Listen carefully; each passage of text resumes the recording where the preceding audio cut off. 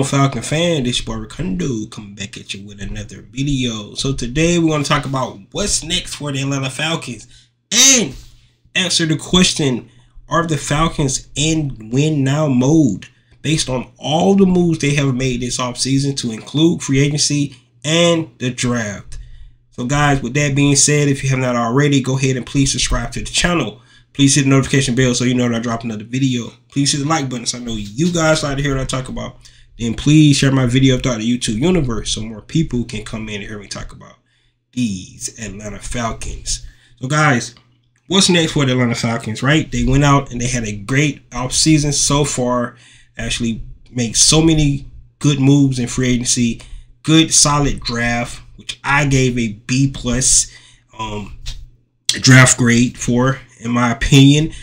And so what's next? They actually signed, they're actually 6 undrafted free agents, which complete their roster right now. The last guy that wasn't mentioned, that I mentioned yesterday, was wide receiver Xavier Malone.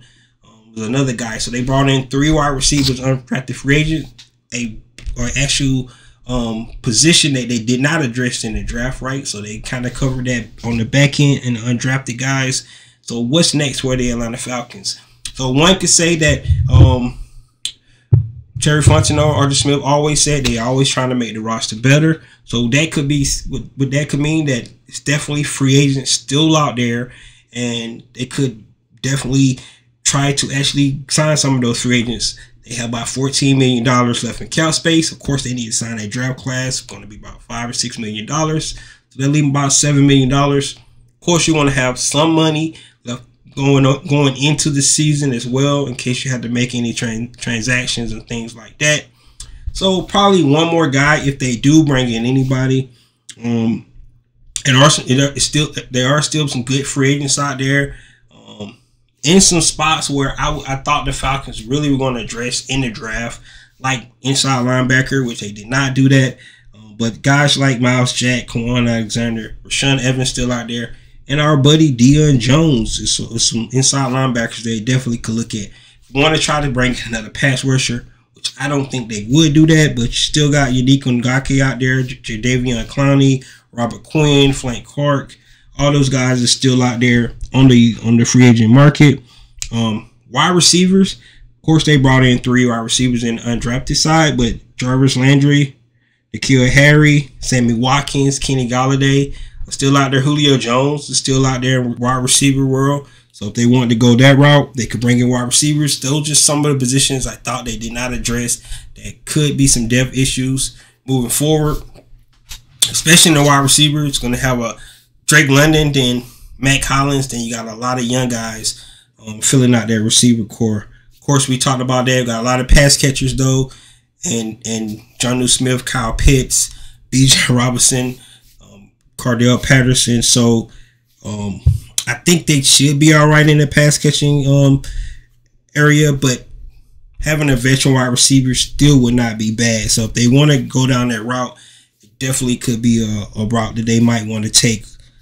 Those are some of the moves they have made. That's where they probably going to look.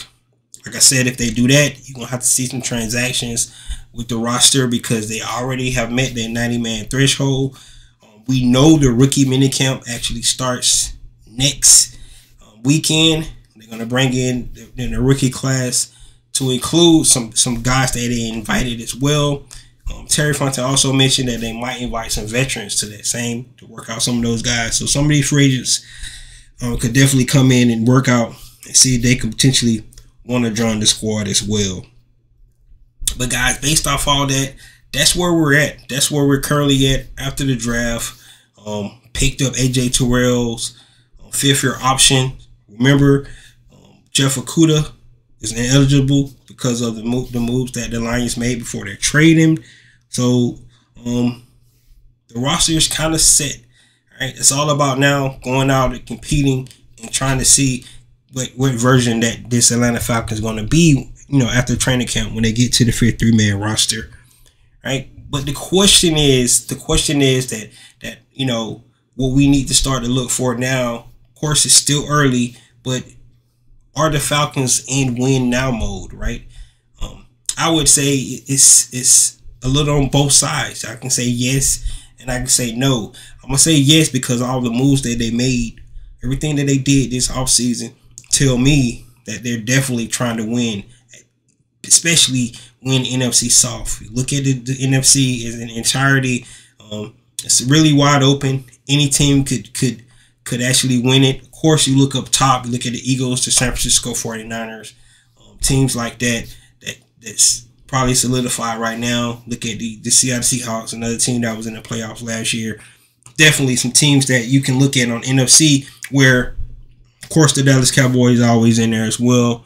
But I still feel like the NFC is wide open. The NFC South is definitely wide open. So the Falcons definitely in the win now mode, especially to win the NFC South. That's what I feel from a personal standpoint. If you look at the moves we made, bringing out the veterans to go along with our young core that we have, you're really hoping that the draft classes from last year definitely had that jump from year 1 to year 2, and the year before that from year 2 to year 3. So those are the kind of moves that you want to see from your draftees. They really invested a lot on the defensive side of the ball in free agency, trying to make sure we stop the run game, get off the field on third down, create third and longs for our pass rush, and our secondary can, work hand to hand to create turnovers and 3 and outs to get our offense back on the field.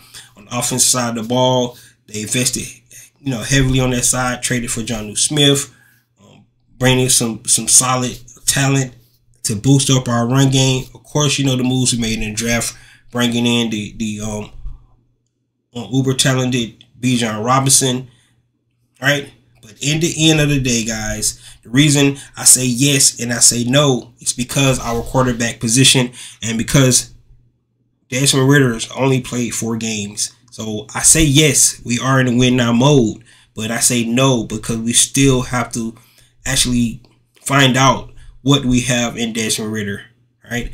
I have said this, 4 games don't tell you if Desmond Ridder is going to be good, and it doesn't tell you if he's going to be bad. He needs to have more snaps.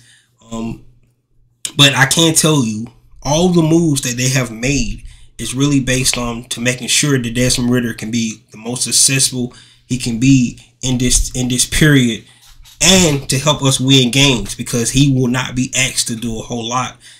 Basically, Desmond Ridder just got to make sure that he does not turn over the ball, and he put the hands into his playmakers that the Falcons have provided for him with this offensive staff. I mean, if you just look at the guys that's actually going to be on the offensive side of the ball with a Drake London, he already seemed like he had chemistry with him.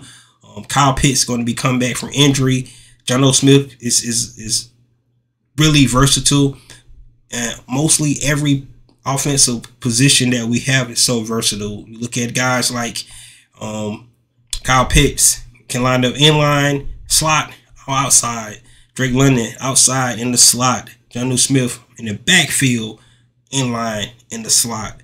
Bijan Robinson in the backfield, inline in slot.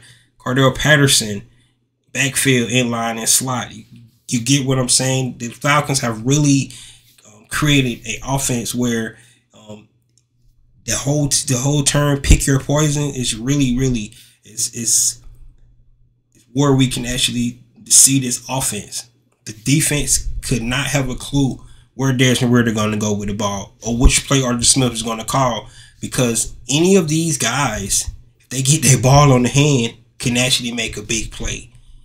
We already seen what Cordell Patterson is able to do with the ball. We seen what Kyle Pitts was able to do in his first season, right? Drake London, like I said, the chemistry that we already have, the things that Arthur Smith did with Jonnu Smith and Tennessee, you can just see that we already seen the work that Tyler Algier did last year coming out of the backfield, punishing people, right? And then I'm gonna tell you this: I went back and I looked at the entire career highlights of Bijan Robinson, and when I tell you that he is really the truth, I think that's a really good pick. Forget the value, forget everything they saying. In Arthur Smith offense, it was the right guy, the right pick, and I think he's gonna really make an impact immediately, like they want them to. But adding him with all the other talent is really gonna be really big for us. The biggest question is about Desmond Ridder. Like I said, he has to be the one that's going to be able to put all this together, because he's the quarterback. He gets the ball every play. He got to distribute the ball around to all these talented playmakers. And to be honest with you, he won't really have an excuse for failure because of all the talent he has. The Atlanta Falcons even boasted their offensive line. If you look at what they did in the draft, probably bringing in a day one plug starter at left guard and Matthew Bergeron, right? Now that offensive line is solidified. Brought back Caleb McGarry, Chris Lindstrom, right? Jake Matthews is the anchor on the left tackle side. So Desmond Ridder has no excuses to not to be able to succeed. Don't turn over the ball. Put your hand in your playmakers and play good, sound, complementary football with your defense. That's all he's going to have to ask to do. The question is he going to be that guy? I believe he can do it. I think a lot of the other fans believe he can do it. We know that the coaching staff and the front office, because they gave him the keys to the car, right? So we know they believe in him. But he has to go out and show everybody else that he can be quarterback one for the Atlanta Falcons. He can potentially be the face of this franchise. So the question is, are the Falcons in the win now mode? Yes, they are, because of all the moves that they made. But hey, we really don't know, because we still got to see what young Desmond Ridder is all about. So guys, that's what's next, right? We getting it kind of ahead because, of course, we haven't even started the off-season workouts yet and things like that. But that's going to be the key. The key is going to be number 9, quarterback one for the Atlanta Falcons. Based on all the moves that they made, they put Desmond Ridder in the position to have this team be successful. Now, can he actually go out and do it? So, guys, let me know what you think about that. Let me know.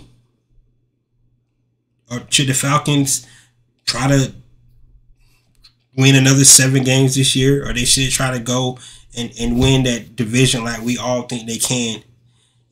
I believe in Calais Campbell said that he sees something in this team. He sees that this team could definitely be special this year.